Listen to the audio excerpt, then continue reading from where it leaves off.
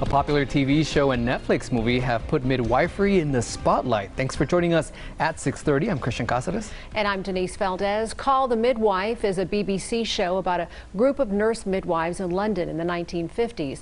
And then Pieces of a Woman is a Netflix movie about a woman grappling with a devastating home birth. According to the Southern Nevada Health District, out of the more than 79,000 births in Clark County over the past 3 years, just 1,200 have been home births.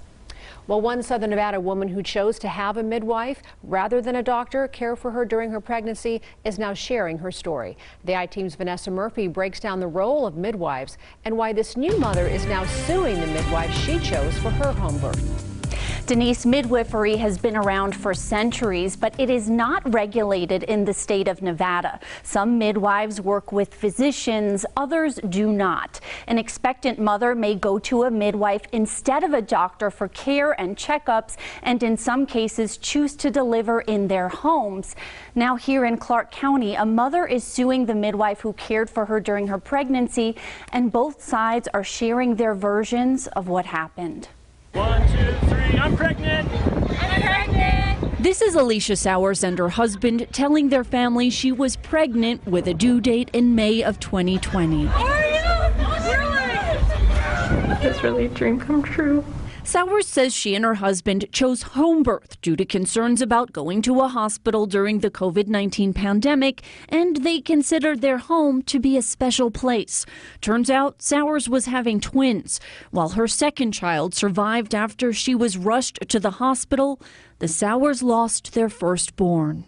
And our son Sullivan, he was born gray and not breathing.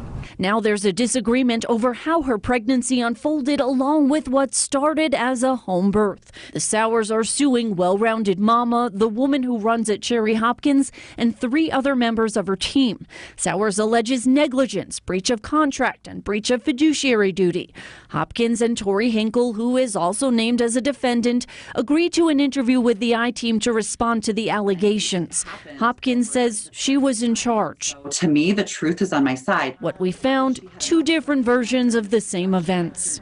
Yeah, I had all sorts of confidence in her. It felt like a friendship, you know.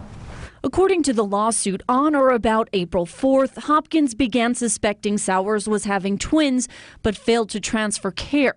It continues on May 2nd, an ultrasound, which confirmed she was carrying twins who were sharing the same sac and placenta, referred to as mano-mano.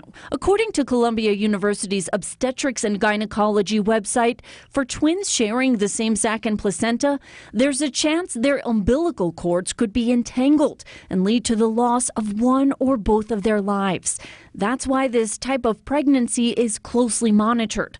The lawsuit alleges Sowers then anticipated having to register at a hospital, but Hopkins asserted home birth was still an option. And had you seen an OB/GYN at all? No. Hopkins and Hinkle describe Sowers as being resistant to take their advice. Their attorney says there is still no confirmation the twins shared the same sac and placenta because he claims Sowers refused to get a diagnostic ultrasound. Hopkins says Sowers was resistant to getting an ultrasound throughout the pregnancy, even after her recommendations starting at 20 weeks. If there are so many risks, is it time to say, you need to deliver at the hospital? Well, I guess that wouldn't be left up to me. I would never, again, you're talking about removing parents' choices by telling them what they can and can't do. Hopkins says a major principle of midwifery is body autonomy. While Sowers chose midwifery over a medical doctor, she is now questioning Hopkins and her team's qualifications. How much research did you do about qualifications and her background? And not enough, obviously. She really explained her experience and her certifications, and she took our insurance, and the insurance told us, you know, that she was covered and we were good to go, and I felt like that made it very legitimate. But when you really dive into it, none of it really carries any weight. According to Hopkins' website, she's been a certified professional midwife since 2011.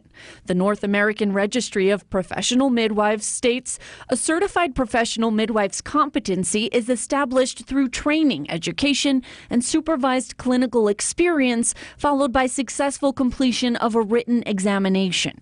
I do keep medical charts, authenticated medical charts. It's all online. It's all electronic. Every time we had a conversation with Ms. Sowers, every time she refused something, she signed documentation stating she knew exactly what my training was. According to Hopkins' attorney, those documents could not be provided to the I-Team. He says he and Sowers' attorney reached an agreement Hopkins could only discuss Sowers' care for this report. So Matthew Hoffman is the Sowers attorney. Well, this was a risk that the company was in a unique position to know they were not equipped to handle. And they had a duty to tell our clients, hey, we can't do this safely. And they didn't.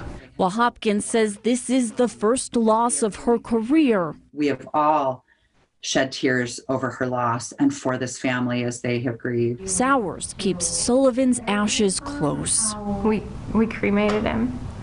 I actually have some of his remains in this ring. She says she and her husband continue to try to cope with the loss of their child. It just broke our hearts.